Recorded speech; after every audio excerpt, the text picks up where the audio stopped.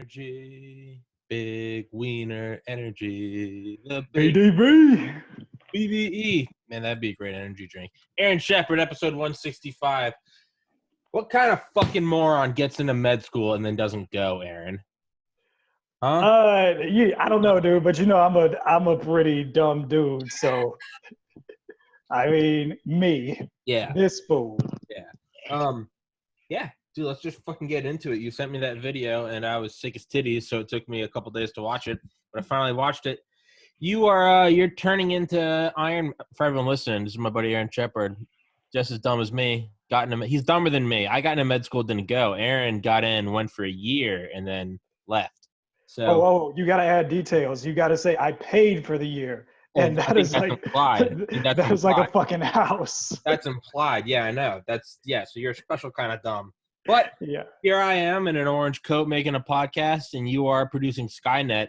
So you sent me a video the other day, and it's you using telepathically controlled shit to turn on like the magnetism in like a finger switch. I'm too stupid to understand it, but let's just get into it, man. You're building Skynet, and as I've said in past episodes, I'm getting closer and closer to filing a report to the Department of Homeland Security and or the FBI because I don't trust you. It's just like Terminator. They go back in time and they have to kill the black guy. I'm the Terminator. You're the black guy, Aaron. This is like an Oedipus thing, dude. It's fulfilling itself. Oh my God, you're crazy, bro. But you know it's true. Yeah. You know, I know it's true, but damn, you don't have to say it. Hey. You don't have to say it for the audience, dog. Hey, man, I'll let everyone know. I'll give them your fucking address. Take out this motherfucker. Yeah, man. So with the magnets and with the telepathic levitation, first of all, like, I don't know about you, but when I was a kid, like, that's the one thing I wanted to do. I would reach my hand out and be like, let me move the door. And the door would never fucking move. So I'm like, but yeah, telekinesis is definitely, I mean, that's the superpower of choice. Yeah, I mean, that matter. Yeah. Yeah, that is the superpower of choice. And so, you know, as I got older and I started understanding, you know, science and engineering, like I mentioned in the past episodes, I work with the brain computer interfaces, and they can, you know, track general thought patterns. And then, you know, like I mentioned, I have a company and we make BCI devices, and we try to bring them to market and, you know, do all cool stuff and inspire kids and shit, like the whole 9 yards. Yeah. And one day I realized, like, yo, I could use the BCI to like turn on an electromagnet. And essentially, if I get that working, then I can literally pick shit up magnetically with my mind. Yeah. So I got my ass on Google and Amazon, and I started looking at electromagnets. I found one for like $12. I was like, okay. For the audience that doesn't know me, I study electrical engineering, so I understand electromagnetism to an extent, i.e. I sat in the class and looked at the teacher and was like, I don't know what the fuck's going on here, but I'm gonna write down some numbers and hope this shit work out. Yeah. And so with that background, I said, okay, so I got the electromagnet, set up the circuit, and I was just testing the electromagnet at first to see what it could pick up. Mm-hmm. And then from the brain control robots, I literally copied and pasted the code and changed like 3 lines. And then now, like, you got the video. So, I mean, I hope you're going to edit that shit in, because like, it's cool. Yeah, I think I need to have your permission, because YouTube is a fucking gulag. But yeah, I'll put it in. Let me put it in a timestamp so I know, whatever, 3:40, I'll go back and listen to this. 3 minutes, 30 seconds, I'll go edit it in. Yeah, so what would my natural thought process, because I'm a totally stable individual, is, man, you need to get one of those fucking like those like sky cranes, the ones that they flip on the the helicopters that lift shit. I don't know why I'm trying to sound smart, like Grand Theft Auto, where the final mission you go pick up the railroad car, or the ones that you like Brave Little Toaster. They got the fucking magnet that picks up the cars, right? That scene was always terrifying. So yeah, what's the limits of this? What's the applications of this, aside from like, I'm a fucking superhuman? Which, I mean, now that I said it out loud, is a brilliant application. I mean, I'm a superhuman. Fuck off. Yeah. All right. So the application that I can think of, you got two areas. One, the novelty, like, you know, I'm a superhuman. I thought about doing like a Thor costume where you put the magnet in the hammer and then you call it to you. Have I sent you those videos of the guy I've had on here, Frank? Yeah. Frankly built, the guy who makes, he's got like 5,000 subscribers now. Frank, Big Dick Energy, shout out Frank. But he makes he 3D print, yeah, Big Dick, yeah. But he 3D prints all his own Iron Man suits, and they look like Marvel quality. They look marvelous. But he does shit where he touches. Fuck you, Aaron. he like touches, he does Thanos where he can he has like the Thanos gauntlet. He can touch the fingers and the mask closes and the lights come on. You need to get in fucking touch with him and get magnet. Sorry, I interrupted you, but yeah, magnet. No, go for it, man. Yeah. It's your show. I'm just here, man. It's your show. This is Aaron Cast. Well, yeah. So there's that application, and then so we actually can catch up on this too, but with the company that I own, we realized that we wanted to change directions because we at first we focused on creating brain computer interfaces and the devices that are based off that technology. Then we focused on providing outreach to the community, and then basically like any startup, we're still working to figure things out. But one day I just sat down with my team and I was like, yo, I mean, like this outreach stuff is great, but if we're trying to grow, like this isn't gonna grow us in the way that we need to. So now pretty much. Yeah, that's the truth. Is you gotta get the income. You gotta get the income. So then we switched our focus back to finding out all of the dopest applications we can think of with mind control technology. So I mean, and this magnet glove could be one of them. So you could use it in a factory, or like if you're a mechanic and you lose something, you just pick it back up. Or a battlefield, man. Imagine some like D-Day type shit, but you've got heavy weaponry guy, and he comes in an exoskeleton and he just removes I don't know, coming up on a pillbox, and you just turn on the electromagnet and just rip off the doors. I'm thinking Uncle Sam, man. You want the big dick money?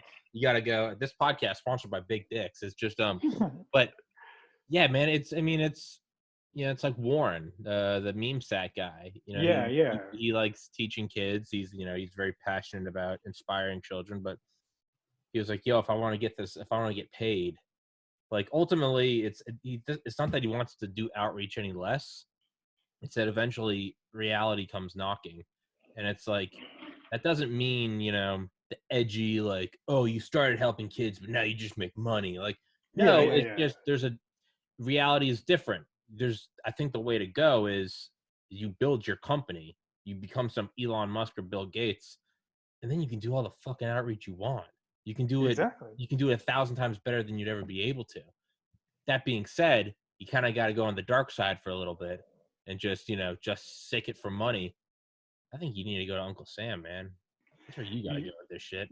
Yeah, so we actually we have one of our mentors. He had a company that worked with Uncle Sam. He sold it for a fuck ton of money. I mean, yes, fuck ton. Yeah, that is the way to go, dude. Sell it to Boeing, Raytheon.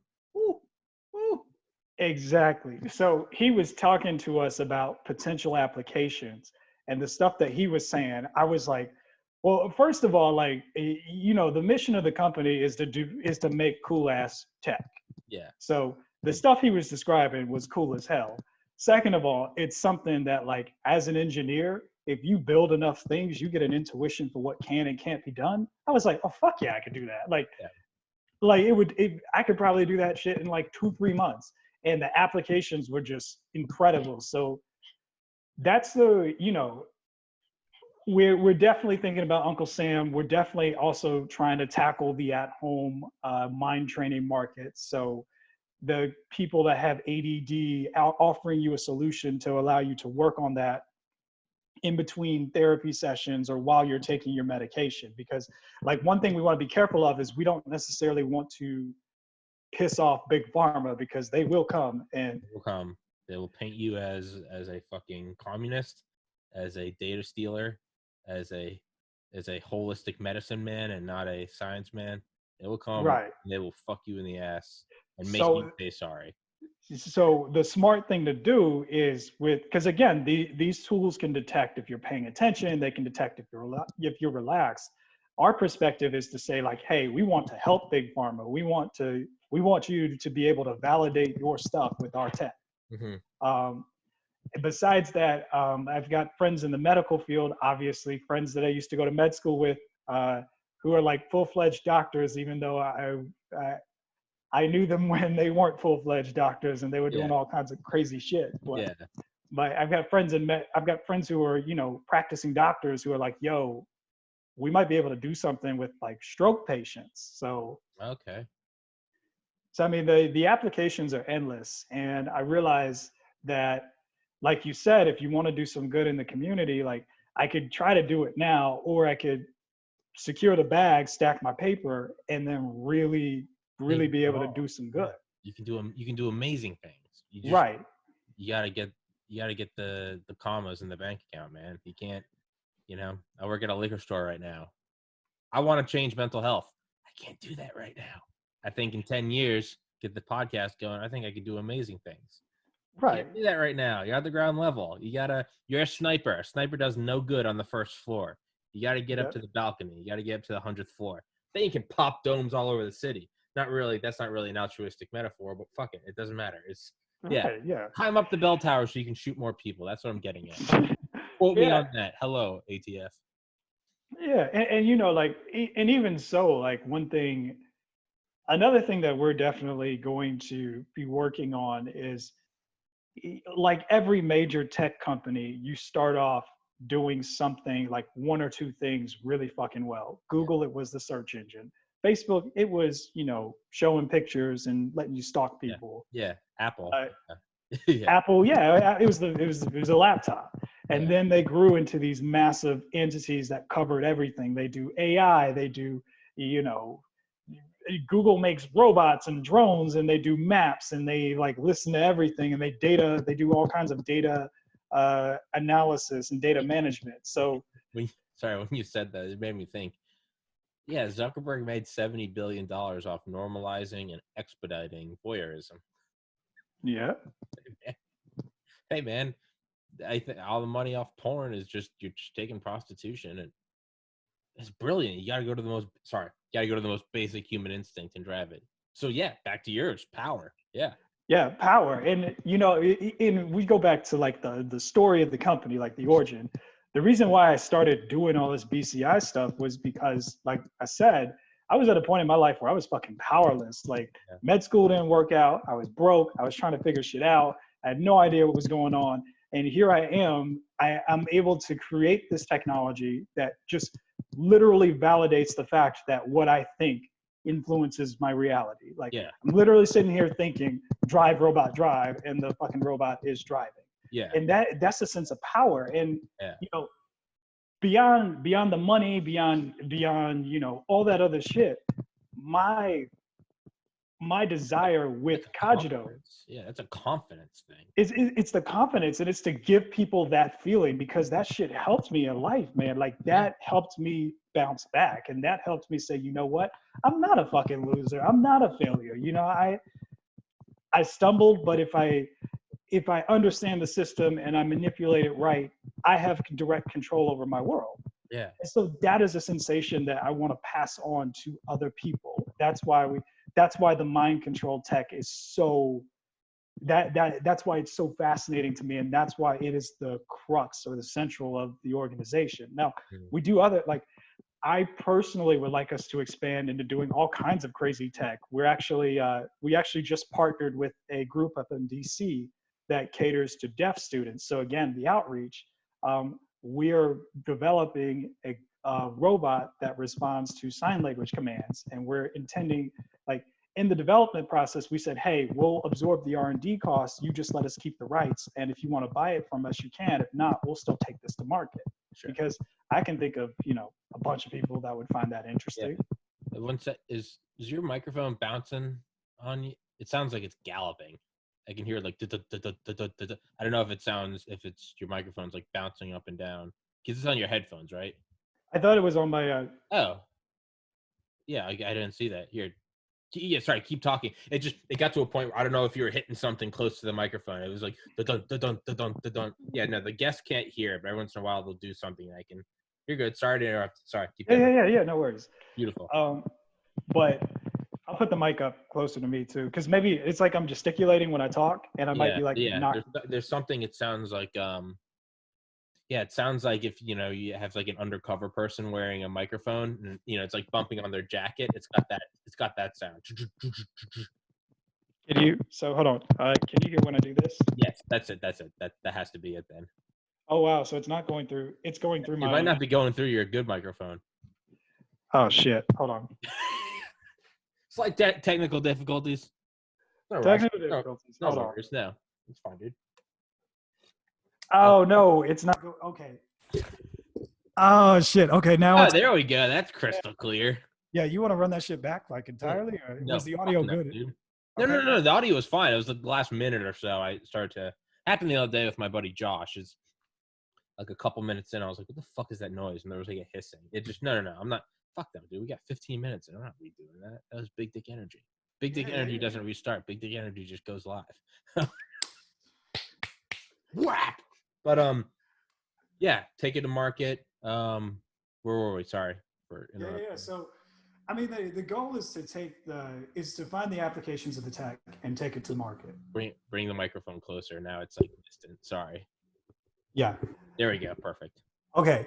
So the goal with the sign language glove is we just needed. I found the organization online. I thought they were really cool, and I thought, oh, I could totally make blah, and I wanted an excuse to make it because now that allows us to, again, that's another technology that we can bring to the market.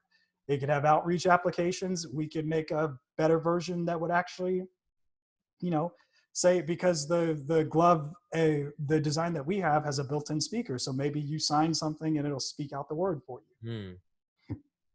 Fuck yeah. I'm just trying to think. How do you think that this, I was thinking today, because I'm listening to a book called Dawn of the Code War. And it's all about like the first like hacks and stuff and how they were so, you can tell just how much of a sea change the internet brought, because it was like the original hacks in like R&D places, even at like Pentagon places. They'd call the FBI and the FBI would come in and they'd almost jokingly say, because it was so minimal, they'd be like, hey, why don't you call the cops next time?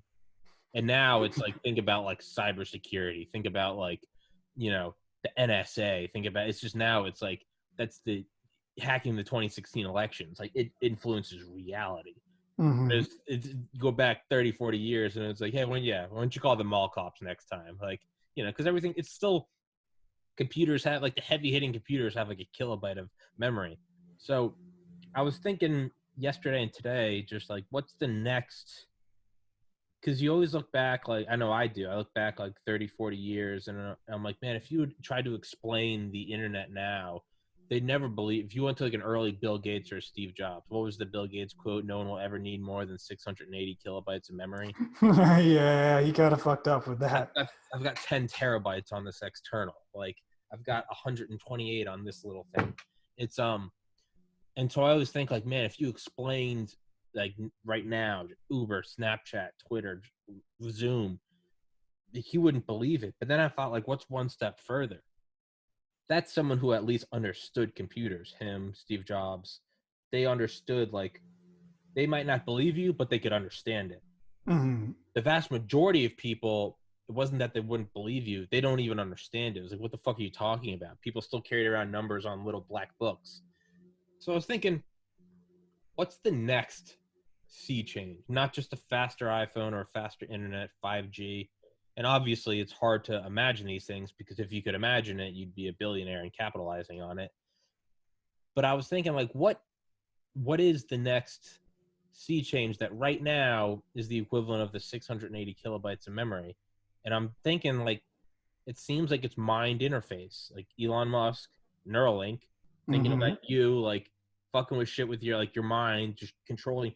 And right now, this is the equivalent of, like, the 600 kilobytes. It's like, I can turn on a magnet and it's like, holy shit. And I'm like, wow, you can turn on a magnet. I remember the first time I emailed my friend in 4th grade, it was like, are you kidding me? I'm emailing this person right now. Yeah. Or before school, like, whoa, like, or remember the Nintendo 64? Fuck yes, I do.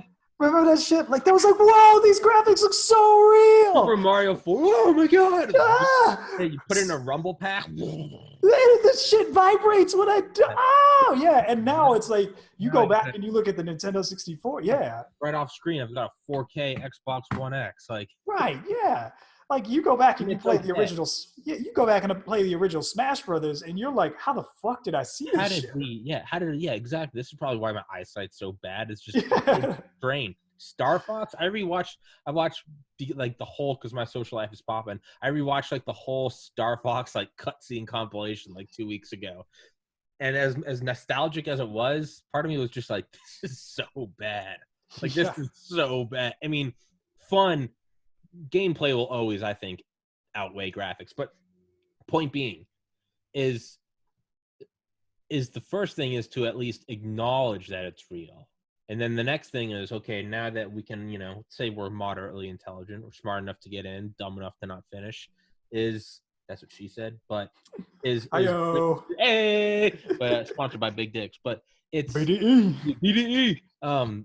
But wait, I just heard that song because I'm so fucking white. WAP, Wet Ass Pussy by. Oh man, I was listening to that this morning. Dude, I listened to it last night, and it was released on my birthday. So shout out Cardi B, thank you for that birthday present. But because it was trending on like YouTube, and I looked at it, I was like, what the fuck is this? This is 120 million views. And I was listening to it, and I was like watching the music video, and I was like, I mean, it doesn't seem like any other song that's come out, and I realized I was partway through, I was like, wait, I don't think the lyrics are wet and gushy. So I looked up like unedited, and I was like, first of all, I think it's awesome. I think that song's awesome. That's catchy as fuck. Where was I going with this? Wet Ass Pussy, Cardi B, Big Dick Energy. BDE, probably that. Oh yeah, and apparently, so I was watching something, and I thought, have you ever seen those like speech synthesis channels? Yeah. Like FDR reading like copy pastas. I'll be like, listen here, you little shit. I have 300 confirmed kills, and it's just it'd be all sorts of shit. But so I thought it was a speech synthesis thing because it had Ben Shapiro singing "Wet Ass Pussy." I didn't realize that he actually fucking like went on his show and was like reading the lyrics, because the speech synthesis thing, it was like it was too good to be true because he wasn't even saying things. He was like, come hit this N-word, okay? All right? Ride, okay, this wet ass P word, okay? And I was just like, oh, this is brilliant. And then as it was going on, I was like, speech synthesis is one thing. Like, deep fakes are a lot harder. And it looked like he was saying it. And I was like, no, there's no way this is like, I thought it was speech synthesis. I was like, there's no way he actually said this shit. I looked it up. Ben Shapiro read the lyrics. And someone said, like, you know what? That is just another gift of 2020. Ben Shapiro promoting Wet Ass Pussy. But with the future of technology, let's segue that back in. See how we go off target, and then we just gotta man. That's why I like this is my favorite podcast. Yeah, that's why you gotta just lean back in. Don't make it hard, right? Just get back into the middle lane. Yeah, you gotta ease into it. Yeah, So okay, start small. Ben Shapiro. Well, yeah. So now you can see. Well, now I actually did. The first time I saw deep fake, it was like Joe Rogan as like Austin Powers. But now we're getting to this weird. I thought it was a deep fake. It was now more believable for me to think that someone just took this fake thing and had Ben Shapiro singing "Wet." Like, what could be funnier than like this like super white nerdy guy, super white nerdy conservative Republican guy singing "Wet Ass Pussy"? And then what was crazier is that this was actually real. So the crazy thing about this is like I initially thought it wasn't real because it was more believable that this technology, because people make memes with this technology. So So at first, if I just post that video of you using your brain to turn on a magnet, it is so deep fake technology, but like, oh, this is just like a good edit, right? This is just like those like Gatorade commercials where I have like LeBron James shooting whole court shots and swishing them. I always thought those were real until like years later. I was like, oh, that was just edited. Mm-hmm. So what is this with Neuralink, Elon Musk talking about it on Joe Rogan, now with you doing magnetism? What is what is the beginning? Like we're at the first crests or the first almost disturbances in the ocean of like the tsunami analogy. I think it was Ray Kurzweil that compared computing technology to tsunamis. He was like, the first shift in the tectonic plate was in the 50s when we realized that we needed a decentralized network to communicate with nuclear bunkers, because I think it was Eisenhower that said, without a connection, then we're all just surviving in bunkers. What good does that do any of us? We need to be able to talk. Or Curtis LeMay's deputy, I think is Thomas Powers at Strategic Air Command, said, without connections, all I rule is my desk, which isn't very formidable. He needs to control the nuclear weapons. So Ray Kurzweil said the first ripple or the first of the shift in the tectonic plate was we need an ARPANET. All right, so that's what started in the 50s. Or you could even say you have IBM punch cards in the 40s. I think 60s, 70s, now you got like the first kind of Silicon Valley counterculture. And now, think different, and 680 kilobytes. And now we're coming into personal computing, right? And now it's like 90s. Now it's like, okay, I remember like playing solitaire. I remember learning Microsoft Word. I remember like smart boards in middle school, like PowerPoint. Okay. And then it's going more and more and more. That's the first smartphone. And then now it's like it crashed. So the tsunami, for the vast majority of its life, is just a kind of a mound moving across, and you can't really see it unless you're looking for it. Right. So very few people who are attuned to that field. Bill Gates, Steve Jobs. It's not until it crashes that it hits every dumb motherfucker who didn't have a satellite looking at ocean patterns. That's, you could say, I would argue that is probably the iPhone. The first, home computing was one thing, but if you didn't go to a nice school, if you didn't have money, you probably didn't have a home computer. But the first, now anyone can get a cell phone. So the reason for this whole rant is, so that crashes, and now once it crashes, just like the tsunami, that's when the whole world figures out. Because now it's, think 2004, 100,000 people dead. With iPhones, it's now everything changes. Now there's videos of everything. You got TikTok, you got Vine, and it's all this weird intertwining, starting with ARPANET, and now it goes to the Russians affecting the election. Deep fakes, and now is it Ben Shapiro singing Wet Ass Pussy? Or is that, now what is the threat of that? Could that be, what if someone makes a deep fake of Trump saying we're launching the nukes? Like, that could have real world effects. Right. So yeah. This whole psychotic rant, to tie it back in, what are we looking at right now? Where are we on the tsunami? Woof, woof. Where are we on the tsunami of magnetism, of Neuralink? What is coming? What is crash? Sorry, I know I've gone on like a 15-minute rant, but no, man. Like, no, this is why I come on, man. I love this shit. So, and plus it's so BDE, man. BDE. Yeah, BDE, big dick energy, dude. BDE, the follow-up to Cardi B's WAP. Wet ass keyword. Wow, and this is just a vulgar song, guys. So I think that there are two concepts at play that are building into the next tsunami. Okay. One, you have to think about the age of, and I actually got this idea watching the Hulu documentary on the Fire Fest, which is a great documentary. Like, heard of it, yeah, shit's awesome. But they talked about how, especially the millennial generation, we came up in a world where all of a sudden, like, we were in the 90s and it was good. Then 9/11 happens. Yeah. Then the war in Iraq and Afghanistan happens. Then the economy crashes. And now, like, every pillar of stability that we've known for generations, or that have existed for generations, all of a sudden is starting to come down. Yeah. And as a result of that, you have a generation of people where we are, because our reality, we're realizing that the reality that was presented to us was faulty. Now we're in the process of creating our own. That's why we've really latched on to the concept of social media. That's why we really latched on to the concept of the Kardashians. Like, we're creating these, we're so, not discontent, but we're so, because the curtain has finally been unveiled, we realize that we've just got to create our own. And that's our desire as a generation. And so with that, I think that you're going to see technology that allows you to manipulate reality, whether it's by Neuralink, moving shit magnetically, Or if you're wearing glasses that have augmented reality, now you're in the store and you're like, oh, well, show me a path to the, I was at Lowe's this morning. Show me a path to the fucking hose. Show me the path to the hoses, and then our glass would show me the hose. Show me the hose, bitch. Yeah. Oh But, yeah. Show me what's on sale. Show me where the so now we want a reality. We want a reality that we ourselves can control, that we can manipulate, that presents things to us when we want it. We're driving and we want to, all of a sudden it's like, well, fuck, and show me a TV show while I drive. Yeah. So I think augmented reality is really one of the next steps.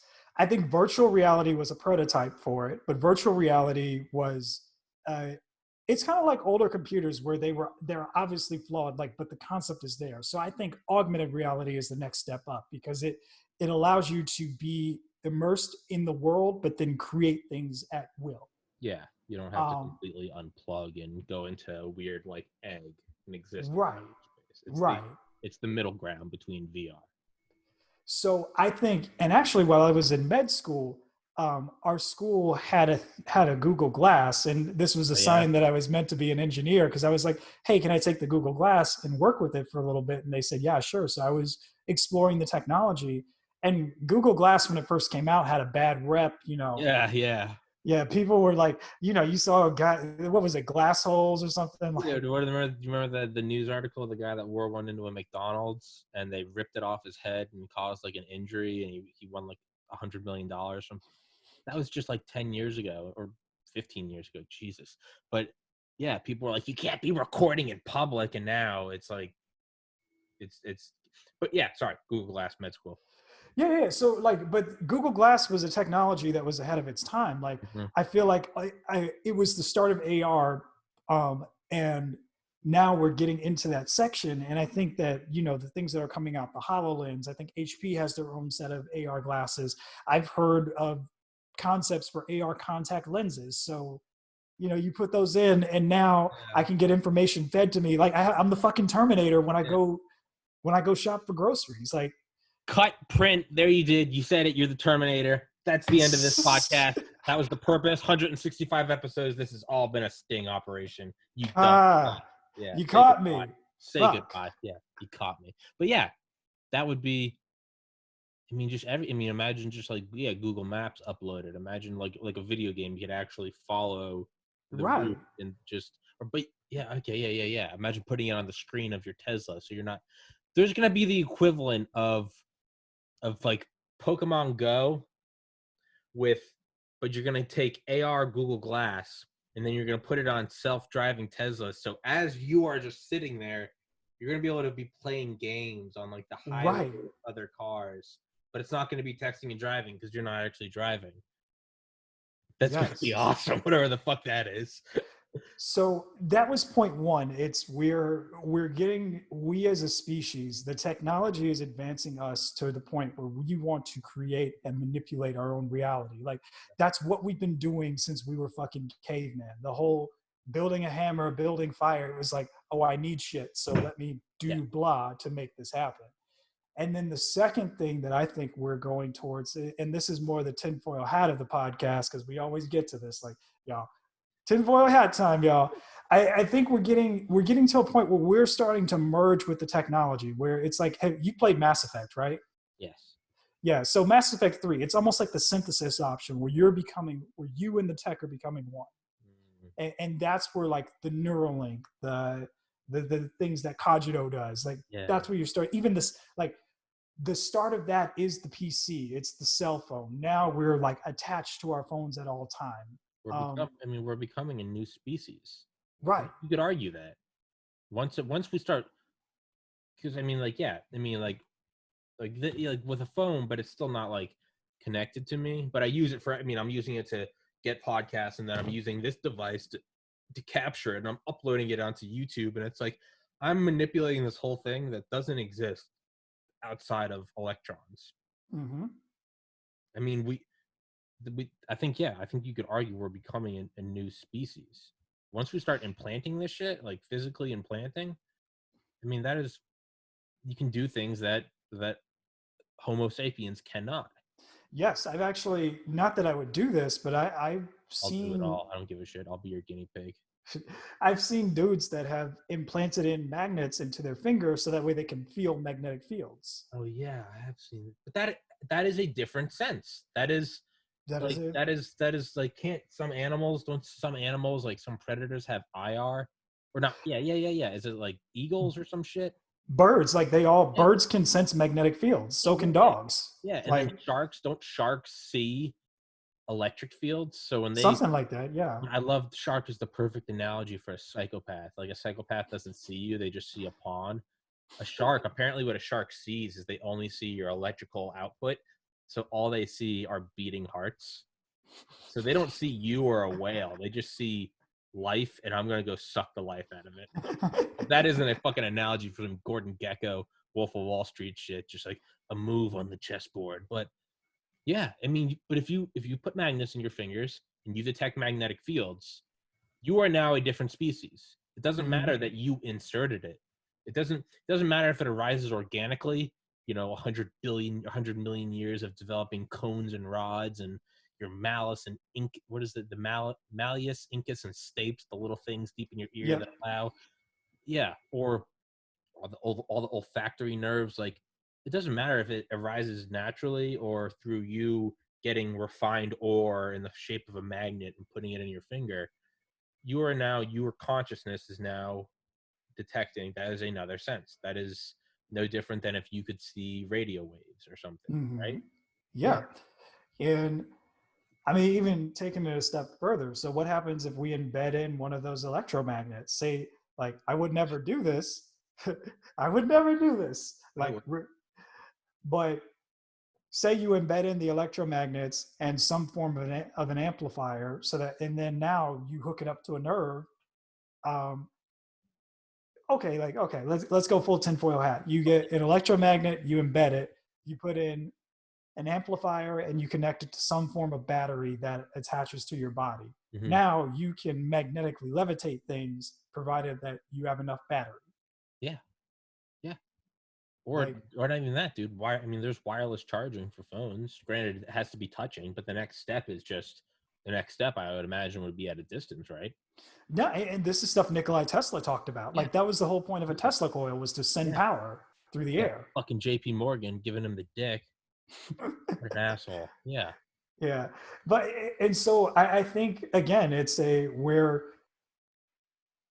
what makes us different than, because we're no smarter than, elephants are just as smart as us, so are dolphins. Like, Yeah. but what makes us different is we've always had the ability to manipulate our Reality. environment. Okay. Okay.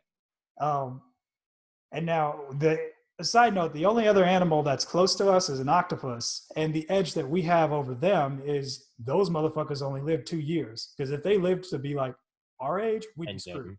Endgame. Yeah. We're Yeah. so fucking lucky.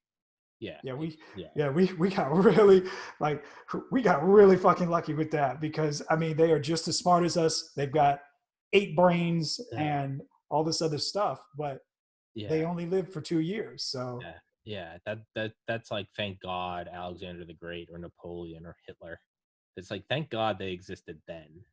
That yeah, they had like swords, artillery, chariots. Thank God they didn't have like B-2 bombers. Because yeah. same thing. Yeah, thank God Octopi can't get the fuck in. Aaron, I gotta piss. Fill the break.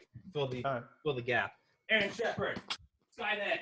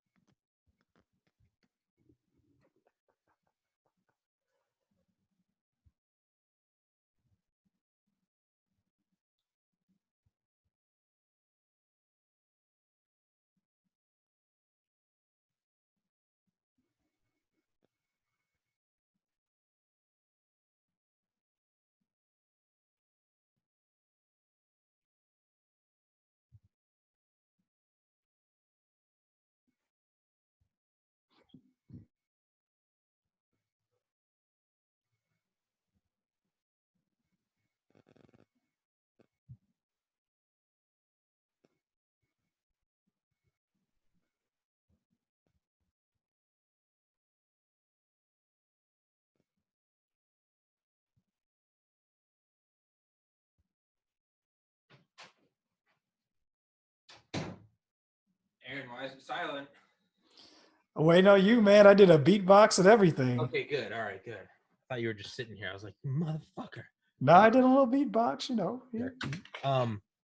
Yeah, but that's a brilliant point. That's a brilliant pitch. What you like, think of all these animals that are intelligent, but the only limiting factor is they don't have a thumb.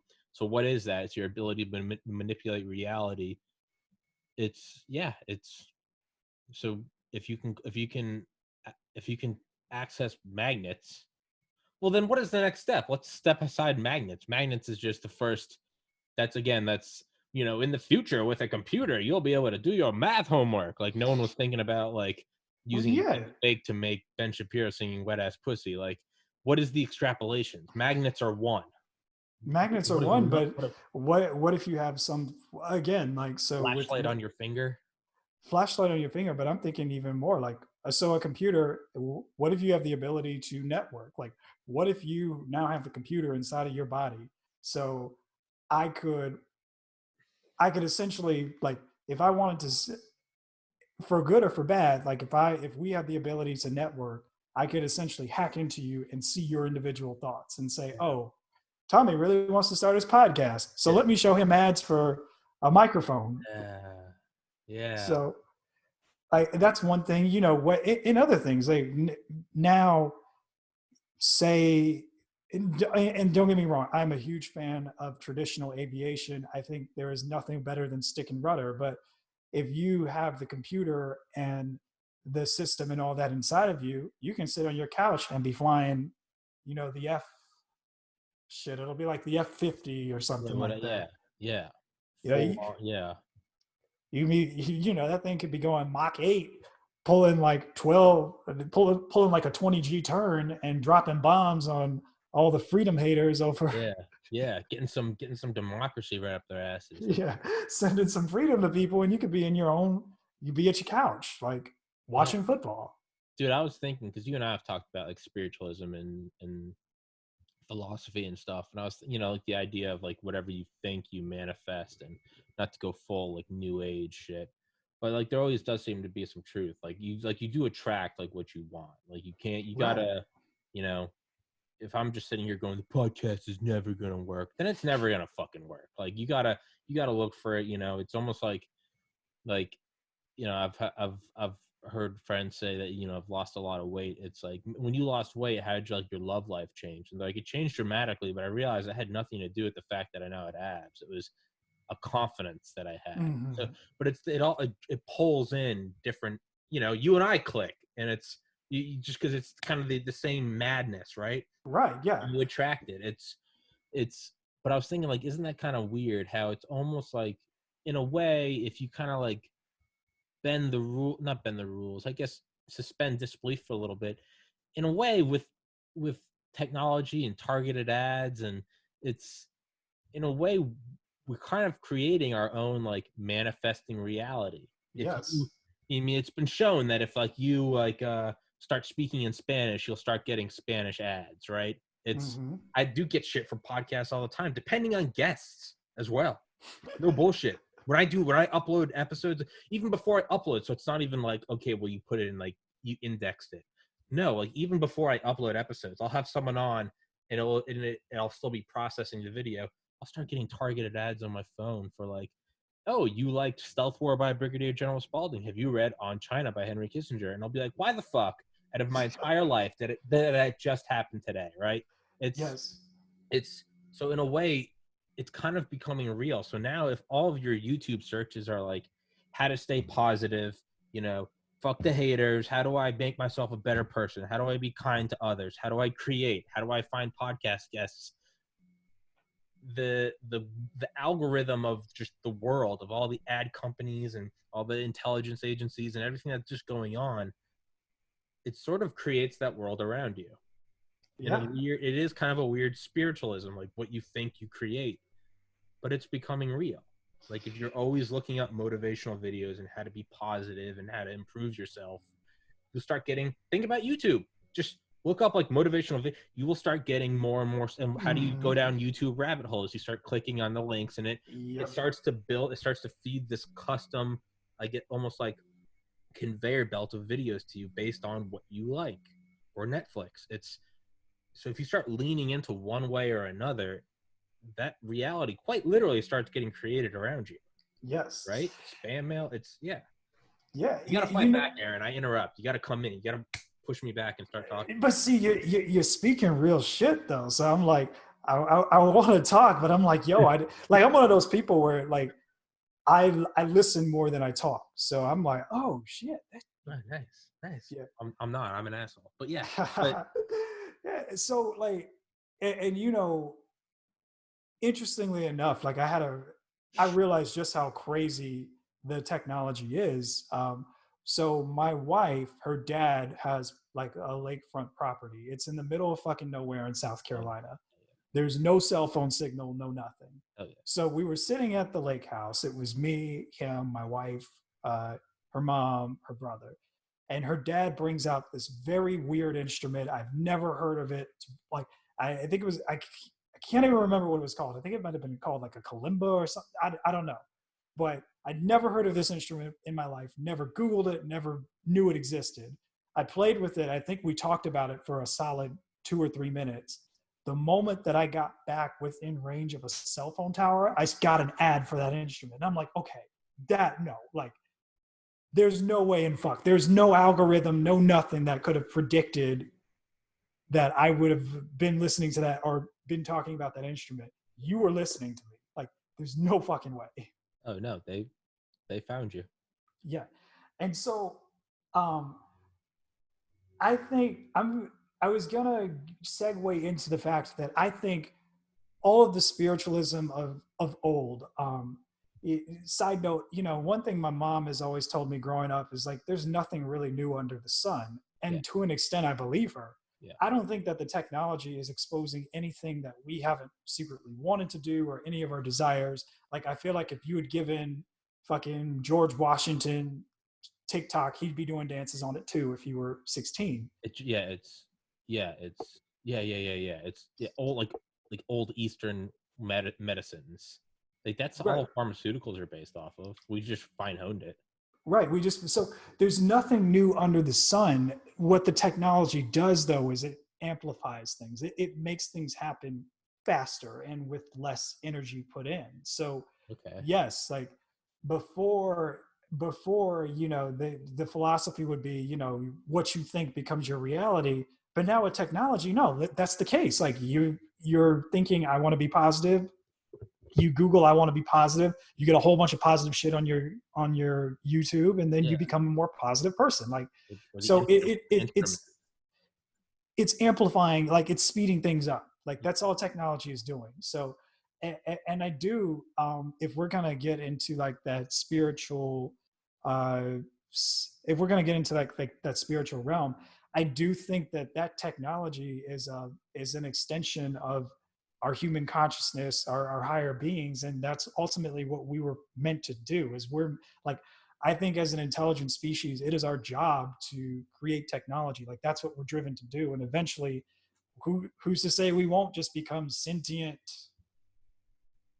beings that are like, say we upload ourselves into the cloud and now we exist in all eternity. There's some pan-dimensional God entity. It's dude, on that note, there's my favorite book ever, which is, it's not on Audible, it's not even on Kindle. I don't know how it doesn't get around. It's called The Metamorphosis of Prime Intellect. It's like a 2-day read, but it's I'm writing that shit down. You said The Metamorphosis. I'll send it to you. The Metamorphosis of Prime Intellect. Yeah. You can find it for free online. It is my favorite book that I read it in 2016. It is my favorite book that I've ever read. It is just the most like raw. There's like nothing held back, but it's like the growth of like a hyper intelligent AI and how that affects the world and what beings we become. And eventually we become immortal. We can do anything we want. So we go from pursuing pleasure to pursuing pain because we know we can't die. So we go into simulations where it becomes like a thing. Like people go into simulations where you're a victim in like the Holocaust or like you're raped or something. But it's because when you've lived 1 million years, you've done everything. You've had sex with everyone in the world. You've done every drug. Well, now it's like you start, okay, what would it be like to be killed? What would it be like to be skinned alive? And because we just start seeking out novel information.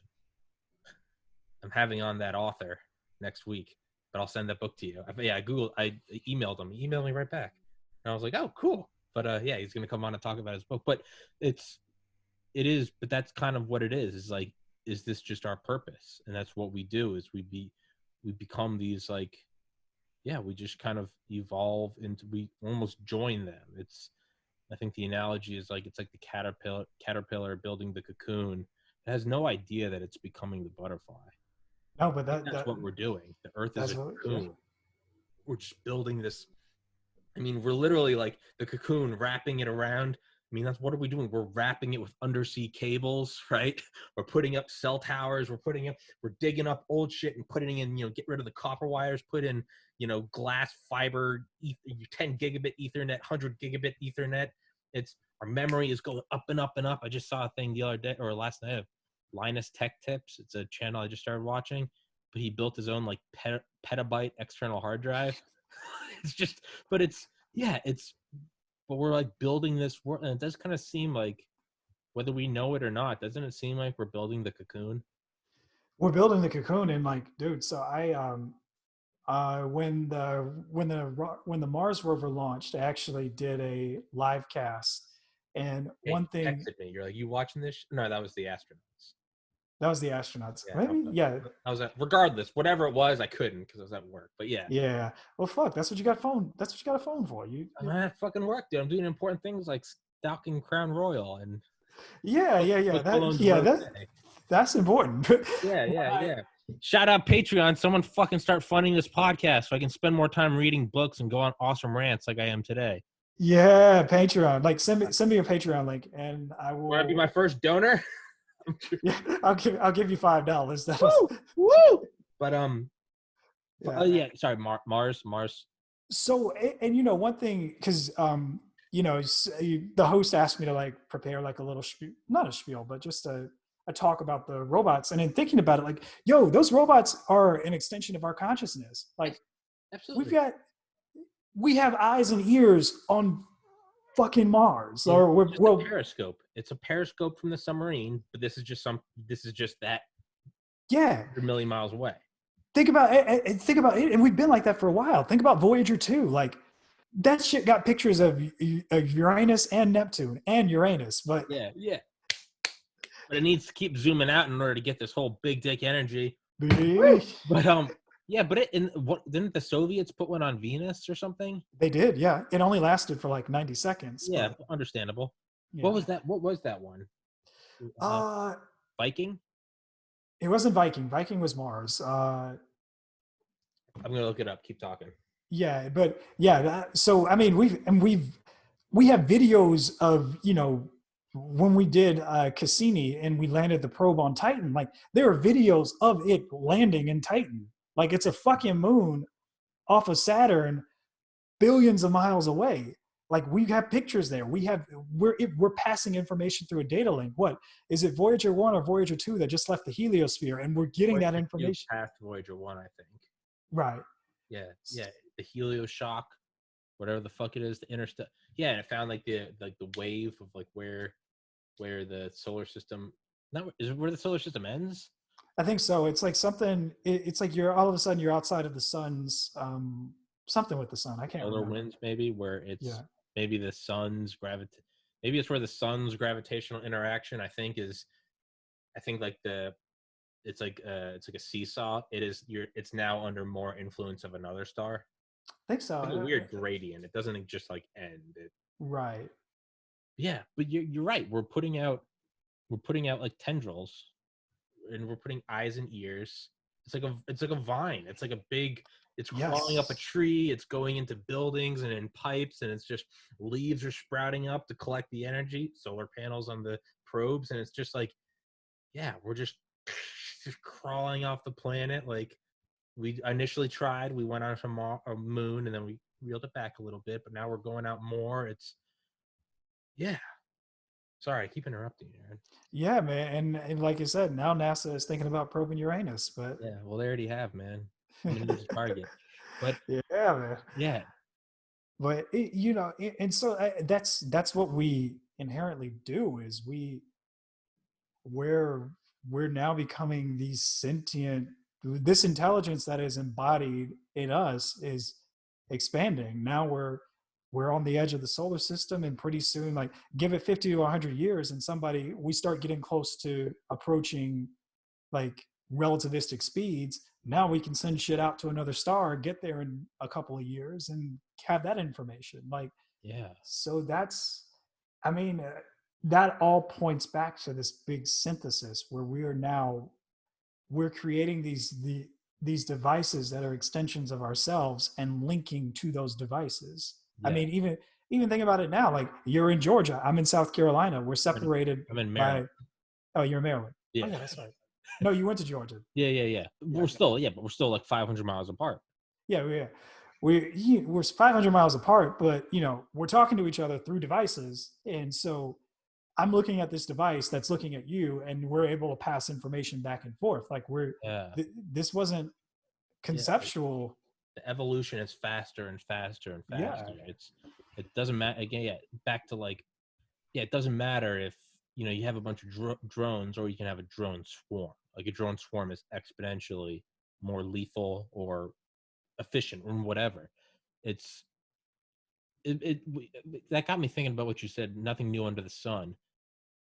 It seems like right. So it seems like the big picture is we're all starting to realize that we're all like we're becoming nodes in this like hyper organism that is both natural, like the biosphere, but it's also like man-made, which I guess is still just an extension of natural, right? I mean, It came from the earth. It's still all the ore mined from the earth. We just put it into a different form, right? So it's becoming this organism, right?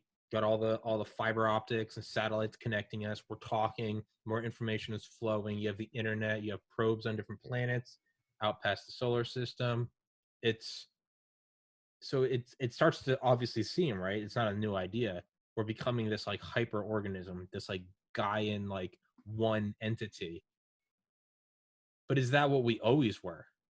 And well, yeah, because look at who curve, right? Sorry, it's like an exponential curve. It's like you don't look at it and go, yeah, and then right there, that's where the the millionaire became a billionaire. And it's like, no, the millionaire was becoming a billionaire from the first dollar he put away. You just notice it at the break. It's not, he didn't become that. It seems like that's what this is. Like, are we becoming this hypermind, or are we a hypermind and we're just fine honing it? It took 200 million years just to get the thumbs, and then it took 30 years to get from 680 kilobytes to 10 terabytes. But it's still the same thing. It's still the same progressing. Is it just, we're sort of shining light onto the shadows, but we've always been this one mind. We're just getting better and better. We're plugging in more neurons. We're getting more efficient. Does that make sense? Right. And I mean, like, even look at who we are. I mean, look at the way we're made up. So we have this DNA, and it's part of this, I gotta adjust, sorry. It's part of this intricate system, and then that DNA produces proteins which produce cells. And now you have these individual cells that all network together to form this single organism that is us. Yeah. So same thing, like we've always been this way. Like that is, if you look at the blueprint, we're consisted of a bunch of nodes individually that network together to form something greater. Yeah. So I think that just like it took time for the cells to develop, I mean, that's like you said, that's what's happening now is we're on that exponential curve of first, we had fire, then we had, then we could read and write, then we had, telephones, now we have the internet, next we'll have AI and augmented reality. And from there, again, we're all merging into this collective consciousness. I mean, think about Reddit. Like Reddit is a consciousness. Like there are things that as a Redditor, simply from being a Redditor, like being part of that network. So dude, I mean, my mom is a pretty smart woman. And I think like, she was absolutely right there. We're not seeing anything new. We're just seeing it happen on a larger scale. And we're seeing it, I would almost say it's not even happening faster. It's happening as it's supposed to. We're just on the curve. Sorry, I'm listening. I'm looking something up. Yeah, go for it, man. But dude, it is, and again, that's why personally, I think that within the next couple of 100 years, you're going to really see this. Like, Neuralink is kind of obscure and crazy now, but that might be like the PC where, yeah, nobody had a supercomputer in the 50s, but now I've got 8 different computers at once. So what if I had 8 different ways to plug into my devices? Yeah. Or what if we had our own, our own cloud network where I could literally see something and be like, yo, Tommy, you seeing this shit? And then just send it over to you. And like, Not you're like, even that. oh, Not even, but you wouldn't even have to say, yo, Tommy, you seeing this shit? It would just be a thought. And I right. would just get I wouldn't even receive the thought as words, though. It would just be that same sensation of like, you seeing this shit. Right. When you like, when you and your friends are like really high and you don't even need to talk, but you kind of like look at the same thing. And then someone says it, you're like, that's exactly what I was thinking. Yep. That seems like what it is. It won't be like sending memes on Instagram. It will just be like a thought. But then at what point do we just start all hooking up mentally, like becoming one entity? Like, it seems like that's the next step. I mean, shit, what would do away with war faster? If you can like start to see everyone as like the same thing, and Mm-hmm. now you look at it and you're like, it's like that guy I had on who was in the Israeli Special Forces, and he was like, he's a Jew, and he's like, there's no one in the world more than me that like wants to kill terrorists.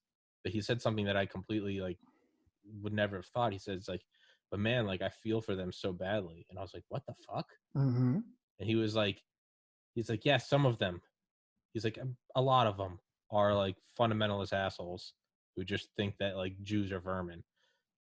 He's like, but a lot of them have no opportunities. They have no food. They have no water. They can make a penny a day. Or some Taliban asshole comes along with some foreign funding and goes, I'll give you $10,000 if you fire an RPG at that U.S. Humvee motorcade. You might not live. You might die. But if you live, there's $10,000. And he's looking at it not as like, I'm going to go, and some of them are assholes. They don't get a free pass. But some of them are just like, okay, I can make a penny a day, fucking sewing shoes, or $10,000 in one afternoon. $10,000 in Afghanistan, dude. I can put my kids and my kids' kids through Mm-hmm. school. I can get my wife's surgery. Maybe even get ourselves a light bulb. Like maybe get ourselves a flip phone.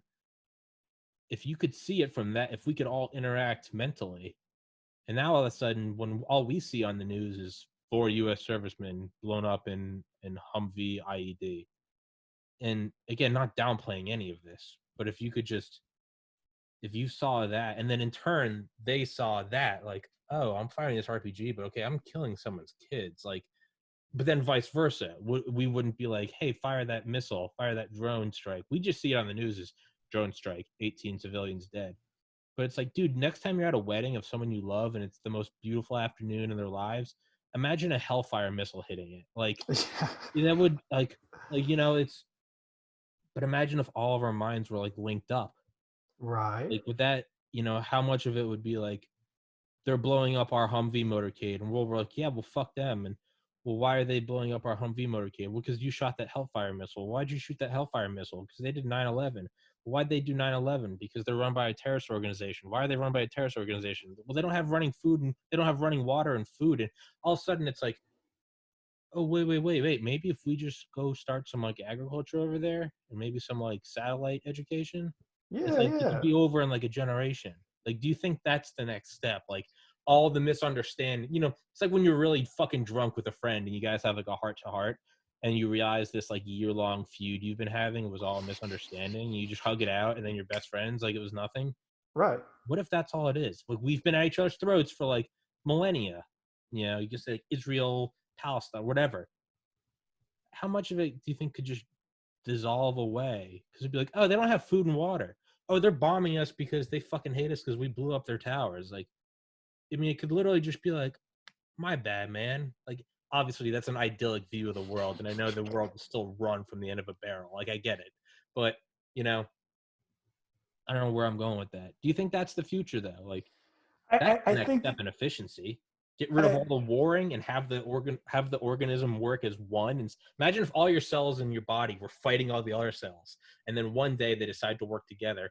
That's when you get a human being or a fish or something that, you know, it works in unison. What can 70 trillion cells do versus one single cellular organism? One single cellular organism is fucking, it's just taking in like random molecules for energy, turn it into a human, and you can create the Sistine Chapel.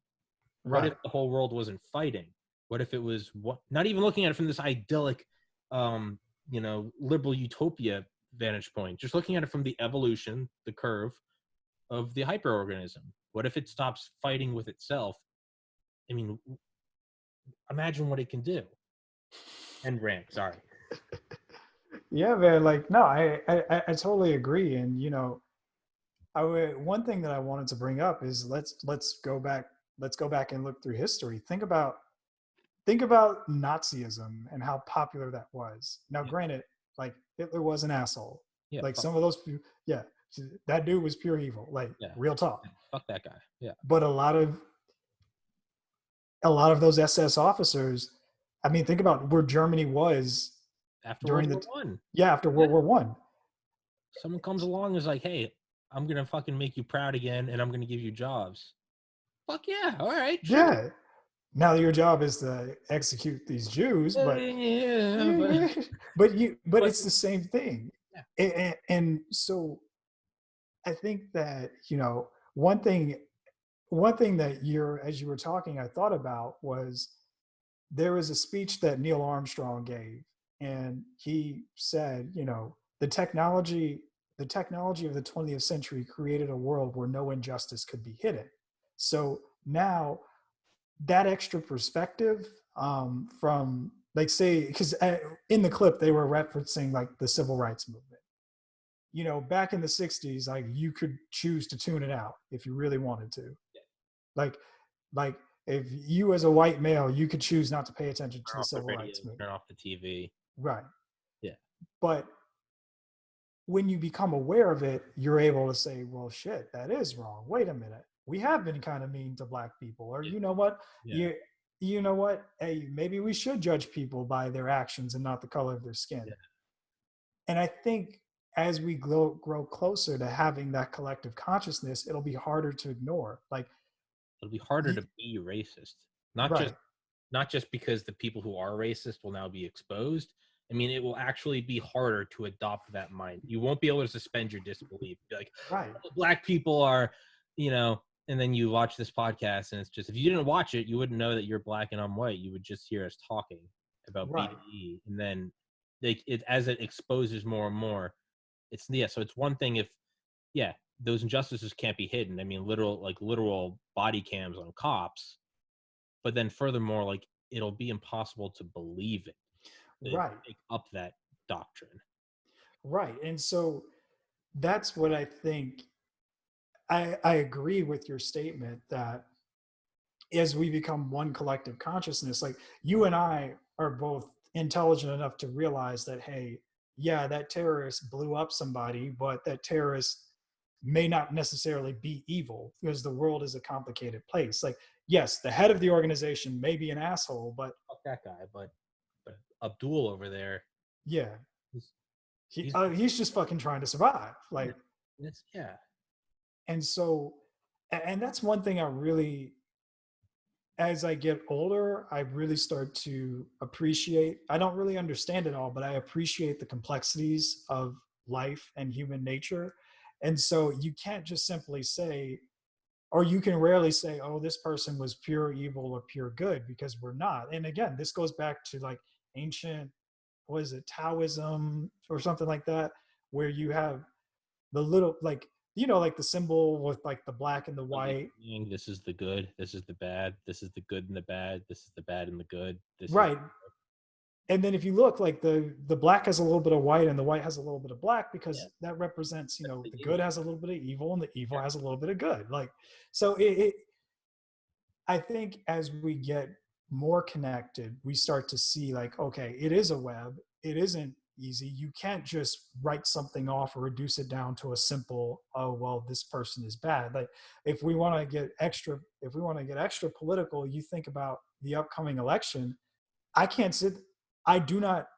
don't do this, and I can't force myself to do this, but I can't think of, like, just because you vote for the opposite party than me doesn't make you a bad person. You have your reasons, you have your experiences, you have your life. And so being connected allows you to see that and appreciate it and extend a little bit of that grace and gratitude, or not necessarily grace or gratitude, but just that, what's the word I'm looking for?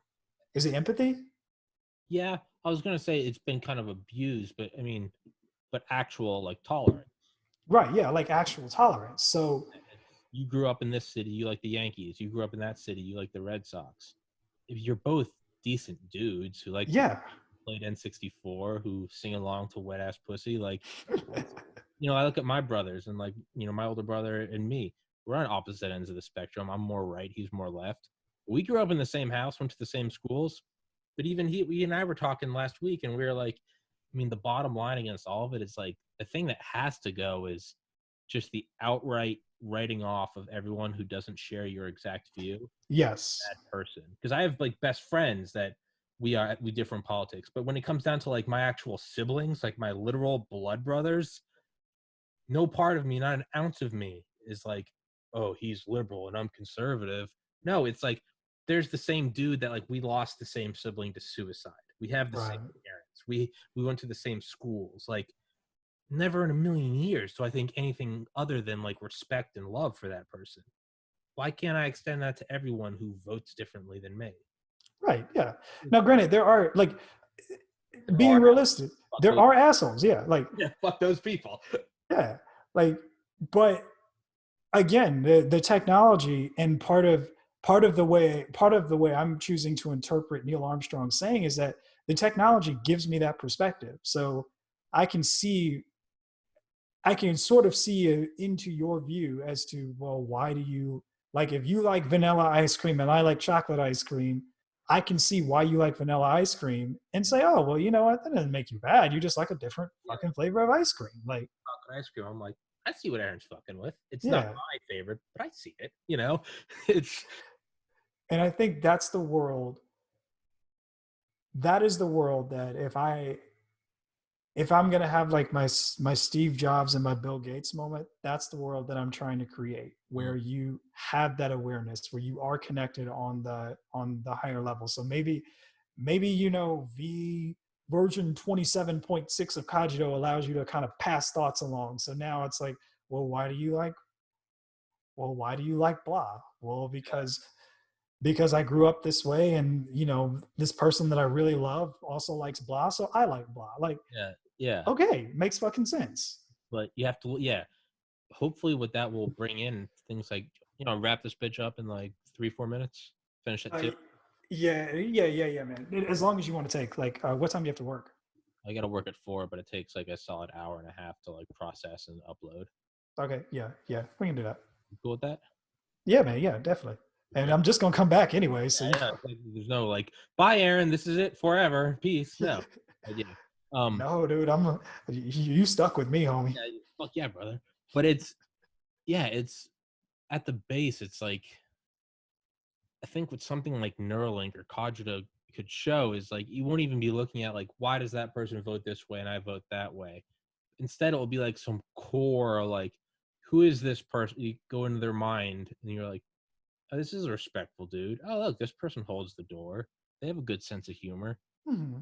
At that point, you don't even need to look at like, do they vote the same as me or different than me? If they vote the same as me, okay. If they vote different than me, then I can now be tolerant of, like, what if you could just get rid of all that extraneous shit and be like, at the core, who is this person? This is a person looking out for loved ones, trying to, you know, stand up for justice in their little universe and be a good person and work hard and be honest. Like, there need not be any disagreement past that then, right? Right. Yeah. Yeah. Where does that go for? So actually, I might write down, because again, this has gotten me thinking about augmented reality and blah blah blah. Like, I'm sure I can make a social experiment with AR. Fuck yeah. But that's another thing for another time. We might have to talk that one out. But Okay. you know, again, it's like this technology is, because the whole point of language is to communicate ideas, is to transmit something that's from my head to your head. Telepathy. It's got a little Right. delay, but it's telepathy. It's telepathy. So now, again, it's something we've had for thousands of years. And what technology allows us to do is exponentially technology allows us to do the things we've been doing, but at an exponentially faster rate. So now, what if I don't have to talk to you? What if I just have to, like, what if with our neural link, you can just I don't have to explain to you why I like chocolate ice cream. You can just see the fact that my grandpa always gave me chocolate ice cream, and so that's why I love it. And you have an instant understanding. Direct connection to the source. No need for experience. Right. And no image and no message distortion, because every time you talk, you transmit an idea, that message gets distorted. Yeah, you're bottlenecking it. Even the most verbose, even the best writer ever is still shit compared to actual transmission of thought, right? Right. Like J.K. Rowling is great because she can write down her universe. But even that, I'm sure if you could actually look into her head, I bet her head is actually 1,000,000 times better than Harry Potter. Oh yeah. Only put on words. Think about it like this. Like, I don't know about you, but like J.K. Rowling is an incredible writer, but that didn't stop me from mispronouncing Hermione for, I don't know, until I saw the movie. Yeah, wait. Is it Hermione? It is Hermione, because I thought it was Hermione or something. Hermione. I don't know. It kind of sounds like Greek, like Hermes. I don't know. But yeah. But I always kind of think of like emojis. You ever go to like something on Facebook, and there's like, you can like it, and then there's like a couple other options. You can heart it, you can be angry, but there's like 5.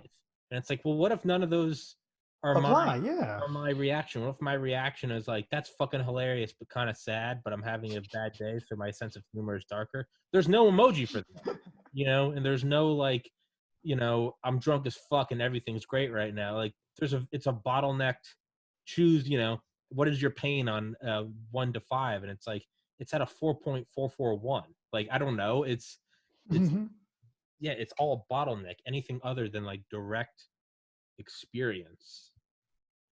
Yeah, I don't know. Maybe that's the future. Yeah, but then even so, like the electrical engineer in me. So when you talk about information transmission, especially when you talk about going from analog to digital, so you want to measure a temperature and send it to your cell phone. Well, if you translate something, analog has an infinite number of values, but you've got to choose to truncate at some point. So in digitizing the information, you by nature lose some. Yeah. So maybe that's an interesting issue where even with direct thought transmission, you still have to send those bits of data. Like your thoughts aren't a finite thing.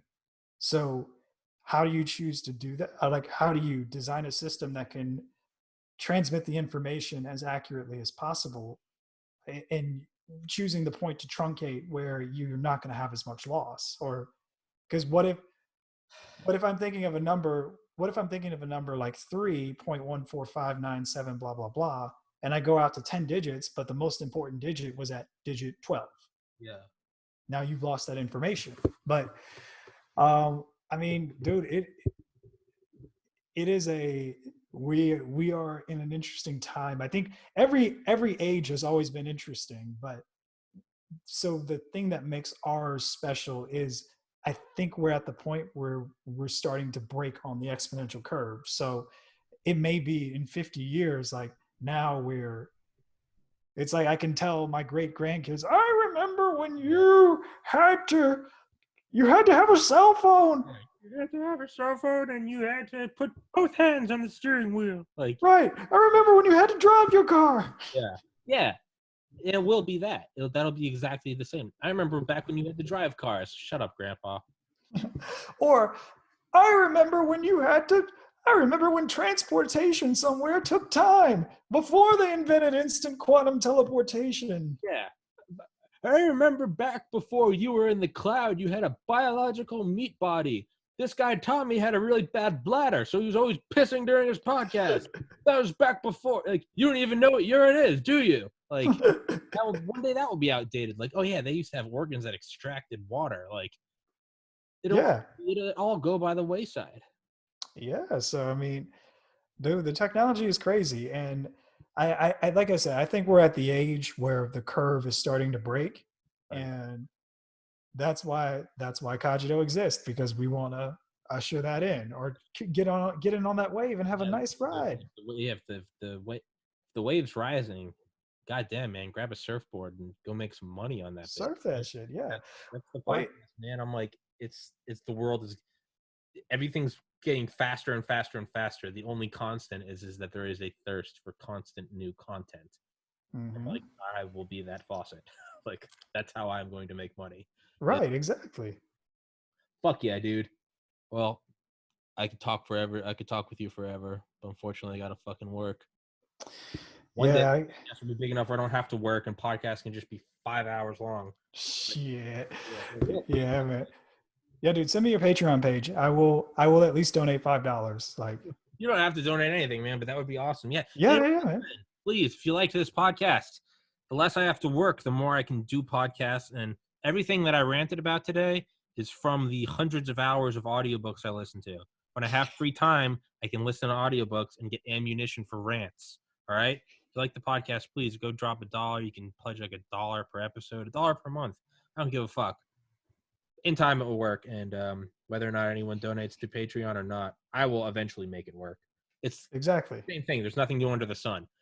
Patreon will facilitate it and make it faster, but ultimately I'm going to fucking go out and get it anyway because I don't take no, so fuck off. But Big Dick Energy, Aaron Shepard. I will link your shit. I will put that video in of you. And until next time, let's do another one, man. Yeah. Oh, dude, I'm working on magnetic levitation now. God damn it, Aaron. Yeah.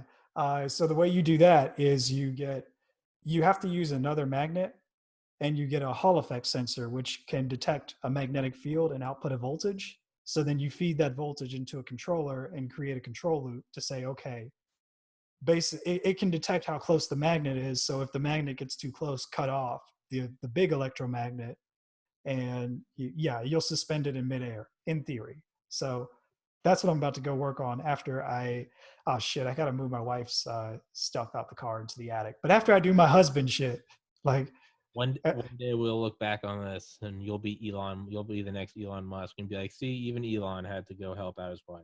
One day, hopefully this show will be bigger than Rogan and it'll be, hey, even he had to cut it short to go work at the liquor store. Yeah. I mean, well, Elon, like, people, you've read his book. I mean, he had to shower in a fucking gym for a long time. He was missing most of his hair. Yeah.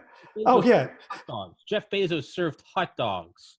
Right. Yeah. So I mean, if they can do that shit and be okay, we can do that shit too. It'll be like one thing I've been doing recently, instead of like pouting about having to work at a liquor store and live with my parents and have shitty internet and be like, God damn it, what am I doing with my life? I've been looking at it now as like, this is just my origin story. Exactly. Heroes have origins. I'm like, this is just the origin story. Right? Tony Stark, even he was in a cave. It's like, that's how I'm trying to look at it. I'm like, origin story. It's only doesn't work if you quit while you're in the origin story. If you wait out the origin story, you get to be the superhero. So right, exactly. How stubborn are you? You just got to hold out. Yeah, man. Like, look, I was med school dropout. I felt like a fucking failure. I was depressed. I was broke. At one point I had no job and I had to grab like a shitty third shift job. And now I'm moving shit with my brain and, and on this podcast. So shit, it's part of your story and you just embrace it and it makes it interesting. Like, you don't get to be like, I don't know any superhero that doesn't have an origin story. So if you want to be that level, if you want to have that kind of life, like, this is the price you pay. Yeah, you don't get to, if you can't wait out the origin story, if you can't fight the backstory, then you don't deserve to be the superhero. No superhero they're just the superhero. No, they'll if you can't wait it out, if you can't do all the fucking exercising and dieting, you don't deserve to get the gold medal. Right, yeah. Otherwise, the gold medal wouldn't be special. Simple as that. Like, So, man, look, I respect your hustle, dude. You do your thing. One day we can look back on this and it'd be like, yeah, man, remember when you were working at the liquor store, bro, and you were trying to do your podcast, and I was sitting here levitating magnets with my brain. God damn, And man. oh, dude, like, trust me, I've got big ideas. Like, if I ever get the money, I've got plans for a Green Goblin board. Like, I've already looked at the engines. I've Yeah. already like priced it all out. Yeah, dude, no, my horizon doesn't end with like, I want to get the podcast big enough to make money. The end. No, mine is like, I have plans like create like years and decades for like mental health care. It's just, no, I got shit planned until I die. Yeah, dude, mental health, like seriously, mental health care, like our company is trying to break into that. So if you want to work together, if you got any ideas that you want to contribute. Oh, let me tell you why I was working with the magnet stuff. So particularly the magnetic suspension. My idea is to create like a meditation sphere or a cube and have that shit levitate when you hit a certain point of meditation. Fuck yes. Or So, dude, what if you could even make it like a mat that you're sitting on?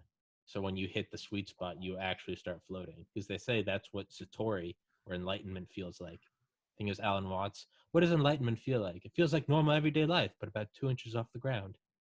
yeah, no, honestly, dude, I've got an electromagnet. I can figure this shit out. Imagine a pillow you meditate on and you start to float when you hit this. You literally get high. Oh yeah. Bro, let's do it. I'm down for brainstorming with all that shit. Please do. Even if it's not a podcast, even if it's just us chatting, please. Yeah, definitely.